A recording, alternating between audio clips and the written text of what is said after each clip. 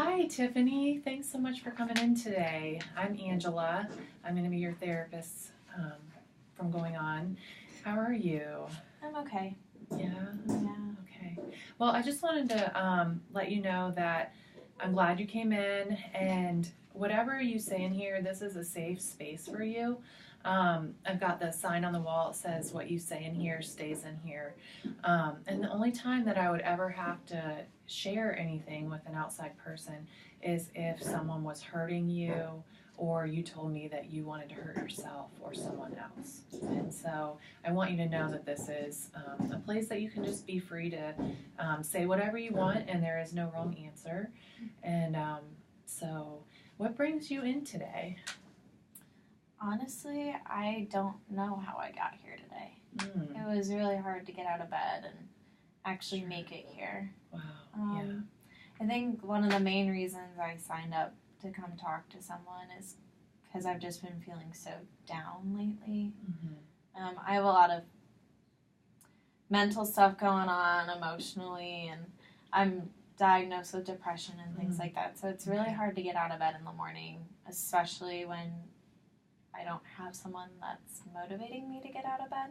Okay, all right. Do you normally have someone that motivates you? Yeah, I'm married. Okay. But when him and I fight, he tends to just disappear. Oh, okay. For sometimes months at a time. And that's really, really difficult for me because it makes me feel like I'm not worth sticking around for, and I'm not someone that he cares about enough, and it kind of makes me just want someone there that cares. And so I tend to, even though I'm still married, I tend to go out and find someone new that'll kind of fill his spot.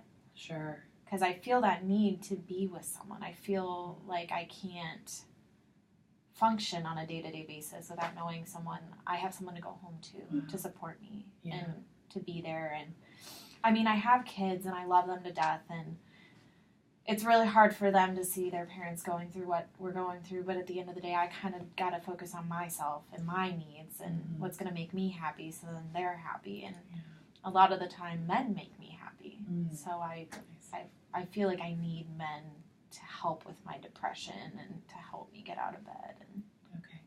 Thank you for sharing that with me. And I want to just commend you on making it in today with everything that you're going through with your relationship with your husband and having children. And, you know, life can be stressful. And, you know, you're dealing with this depression. And so I just want to compliment you that coming in today is a big deal, and I'm really glad that you were able to get here. And I think that we can really work together, and hopefully I can help you maybe navigate your way through this depression. I did hear you say depression is keeping you from getting out of bed and doing the things when your husband and you are arguing. Can you tell me more about that?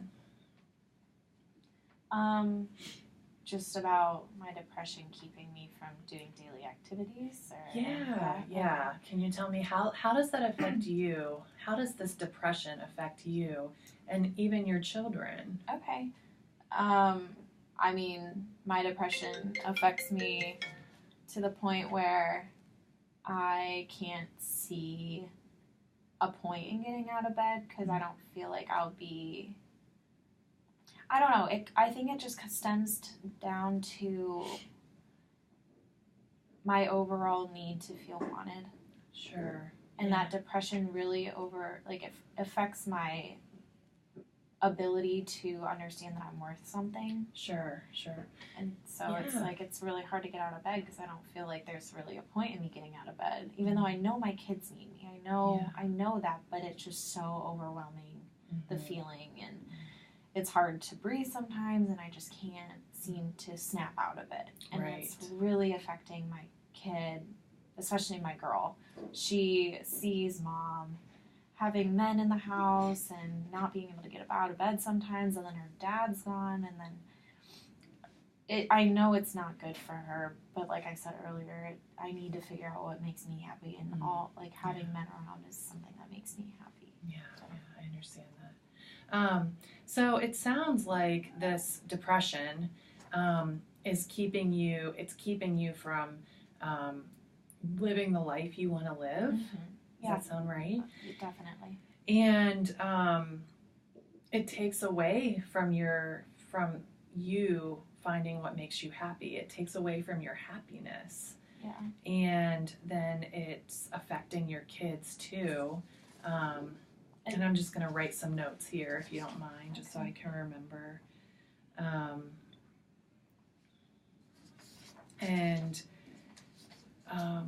So is there a time when this depression, it didn't affect you getting out of bed? Was there a time that you were able to get out of bed and do the things, or not rely on some other man, when your husband's gone?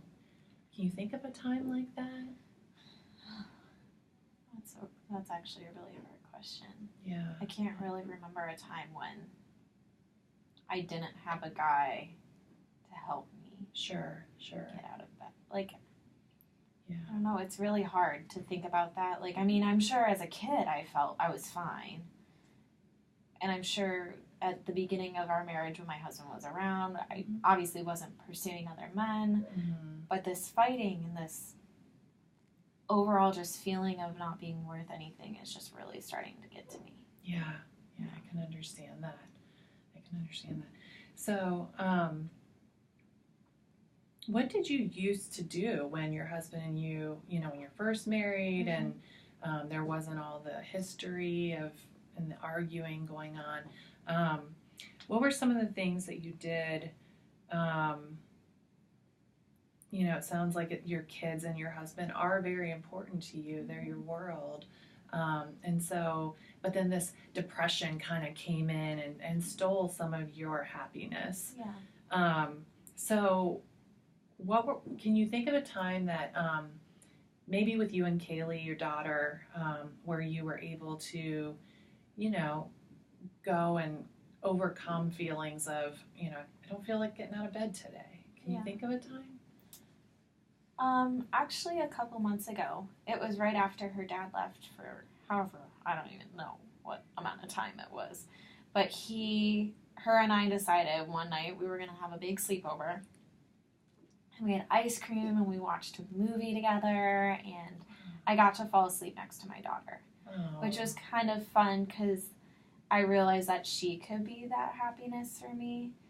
And then I woke up the next morning and we were ready to go. It was a Saturday, so we decided we wanted to go to the farmer's market and get out of the house and do fun things that way. And it was really nice because I didn't have that cloud of depression or whatever you want to call it bogging me down, keeping me in bed. Yeah. And I think that was really eye-opening for me. But then the next day I'm still like, I want a man to appreciate me. I want a man to be around. And as much as I feel that my daughter can be there for me, I don't feel like that's necessarily right for her to have, like for me to have to like rely on her. Right. You know? Yeah. And so maybe we could talk next session about some things that could be something you could rely on, a coping skill, to combat against this depression that is causing you to seek other people to make you happy. This sadness inside of you. Maybe we can explore how to find something that would be helpful for you to not stay in bed all day and get out of bed and do the things, and just finding that joy that depression is taking from you. And so would you be willing to explore that with me? And I would love that. Okay, and just maybe see some other things that have worked to bring you that happiness back, aside from maybe a man or your child. And of course those things make you happy, and they, of course they would make anyone happy, but maybe some things that we can separate this depression from affecting your life so much. Yeah. So I really appreciate you coming in and sharing with me so openly. And honestly. And so if we could just make an appointment for next week, and then I've got a sheet I can give you of some coping skills. Maybe you could look that over and see if something jumps out at you. It might work for you. Okay. We can talk about it next week. Okay. All right. Sounds good. Thanks so much for coming in, Tiffany. Thank you. All right.